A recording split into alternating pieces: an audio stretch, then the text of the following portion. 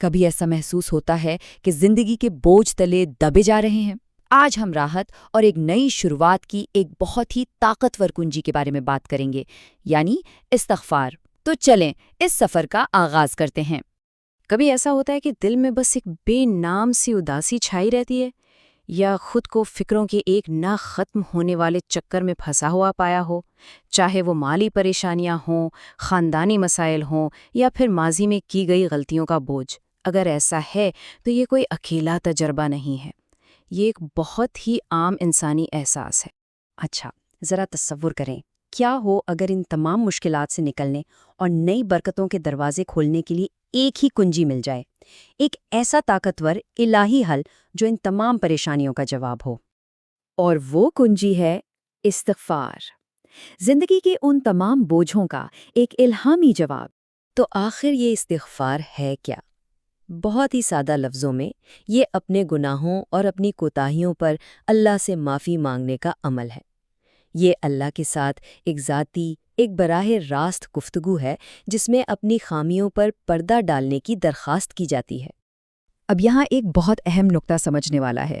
استغفار کو اکثر توبہ کے ساتھ ملا دیا جاتا ہے، لیکن ان میں ایک باریک سا فرق ہے۔ استغفار پہلا قدم ہے، ایک طرح کا دفاعی عمل، یعنی گناہ پر معافی مانگنا، جبکہ توبہ اگلا قدم ہے، جس میں اللہ کی طرف مکمل طور پر پلٹنا اور نیکیوں کے ذریعے اپنی زندگی کو بدلنا شامل ہے۔ لیکن استغفار صرف زبان سے کچھ الفاظ کہہ دینا نہیں ہے۔ حقیقی معافی کے لیے ایک سچے دل کی، ایک خاص اندرونی کیفیت کی ضرورت ہوتی ہے۔ سچے استغفار میں یہ 3 اندرونی مرحلے شامل ہیں۔ پہلا، اللہ کے سامنے اپنی غلطی کا کھلے دل سے اعتراف کرنا۔ دوسرا، اس پر حقیقی شرمندگی اور پچھتاوا محسوس کرنا۔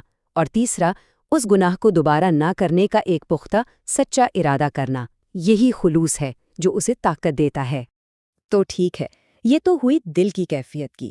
اب دیکھتے ہیں کہ اس اندرونی احساس کو روزمرہ کے عمل کے لیے حقیقی الفاظ میں کیسے ڈھالا جائے۔ سب سے آسان اور سب سے مشہور جو کلمہ ہے وہ ہے استغفر اللہ۔ صرف 2 الفاظ، لیکن اگر یہ خلوص دل سے کہے جائیں تو ان میں ناقابل یقین طاقت ہے۔ یہ اس بات کی مسلسل یاد دہانی ہے کہ بخشش ہمیشہ قریب ہے۔ پھر ایک زیادہ جامع دعا ہے جسے روزانہ پڑھنے کی بہت تاکید کی گئی ہے۔ یہ صرف معافی مانگنے سے آگے بڑھ کر اللہ کی عظمت کا بھی اقرار کرتی ہے، جس سے دعا میں اور بھی گہرائی پیدا ہوتی ہے۔ اور ایک عملی ہدف کے لیے اس بات پر غور کریں کہ نبی اکرم صلی اللہ علیہ وسلم، جو کہ گناہوں سے پاک تھے، وہ بھی دن میں 70 سے 100 بار استغفار کیا کرتے تھے۔ ہمارے لیے اس میں عمل کرنے کی کتنی بڑی مثال ہے۔ اور اب ہم بات کریں گے بخشش کی سب سے طاقتور دعا کی، جسے سید الاستغفار کہا جاتا ہے، یعنی استغفار کی تمام دعاؤں کا سردار۔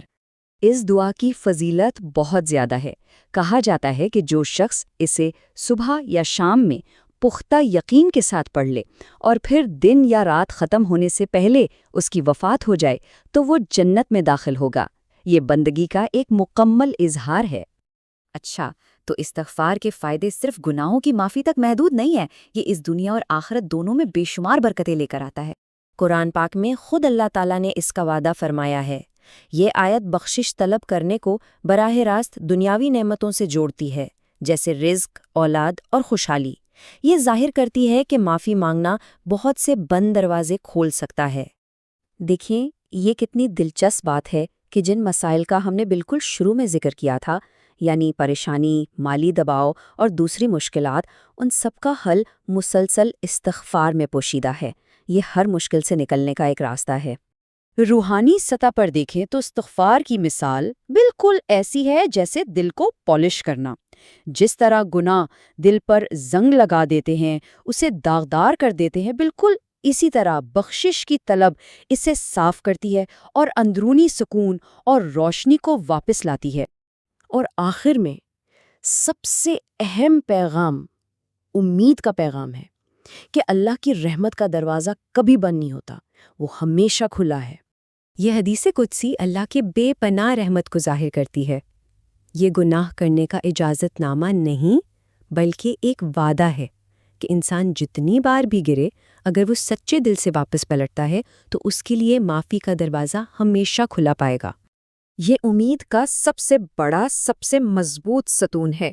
جب تک سانس چل رہی ہے، واپسی کا راستہ کبھی بند نہیں ہوتا۔ بخشش کا دروازہ ہماری زندگی کے آخری لمحے تک کھلا رہتا ہے۔ تو سوال یہ نہیں کہ دروازہ کھلے گا یا نہیں، سوال یہ ہے کہ جب استغفار کا دروازہ کھٹکھٹایا جائے گا تو رحمت کا کون سا دروازہ سب سے پہلے کھلے گا، رزق کا، سکون کا یا بخشش کا؟ یہ جاننے کا سفر تو اب شروع ہوتا ہے۔